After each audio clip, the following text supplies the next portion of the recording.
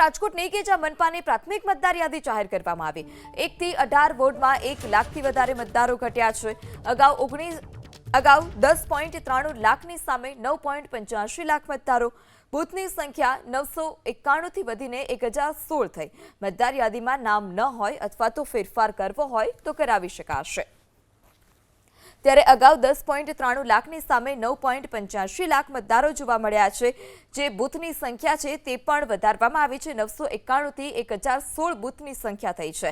જો કોઈ પણ મતદાર યાદીમાં નામમાં ફેરફાર કરવો હોય અથવા તો અન્ય કોઈ ફેરફાર કરાવવો હોય તો તે કરાવી શકાશે।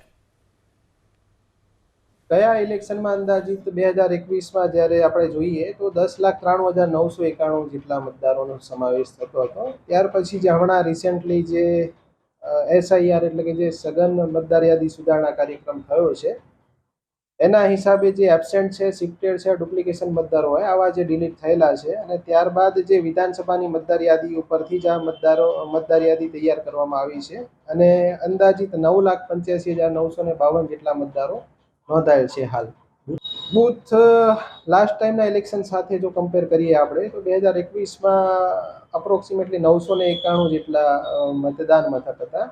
એની સામે આ વખતે ભાગ કુલ 1016 થાય છે કે જે ટેન્ટેટિવલી 1016 એટલે કે 25 જેવા બૂથનો અંદાજિત વધારો થવા પામેલ છે।